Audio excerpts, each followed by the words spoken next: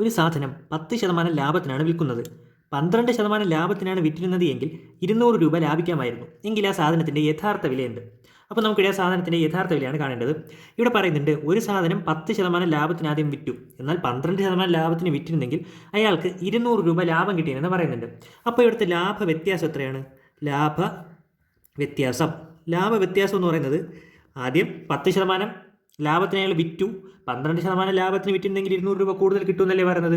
അപ്പോൾ ലാഭ വ്യത്യാസം എന്ന് പറയുന്നത് ഈ 12% മൈനസ് 10% അല്ലേ? 12% മൈനസ് 10% ലാഭ വ്യത്യാസം. അതായത് ഇവിടുത്തെ ലാഭ ശതമാനം എന്ന് പറയുന്നത് 2%. ഈ 2% അല്ലേ ഇവിടെ 200 രൂപ എന്ന് പറയുന്നത്?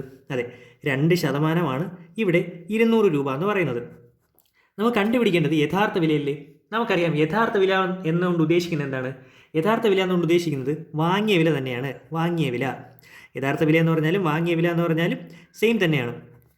ഈക്വൽ ടു നമുക്കിവിടെ 2% 200 എന്നുണ്ട്. 2% 200 എന്ന് തന്നിട്ടുണ്ട്. നമുക്ക് കണ്ടുപിടിക്കേണ്ടത് വാങ്ങിയ വിലയല്ലേ? നമുക്കറിയാം വാങ്ങിയ വില എപ്പോഴും എത്ര ശതമാനത്തിലാണ് പറയുന്നത്? വാങ്ങിയ വില എപ്പോഴും പറയുന്നത് 100%. ഈ 100% അല്ലേ നമുക്കിവിടെ കണ്ടുപിടിക്കേണ്ടത്. ഇതിനായിട്ട് ഇവിടെ ക്രോസ് മൾട്ടിപ്ലിക്കേഷൻ ചെയ്താൽ പോരെ. അപ്പോൾ 2 ഗുണം ക്വസ്റ്റ്യൻ മാർക്ക് ഈക്വൽ ടു 200 ഗുണം 100.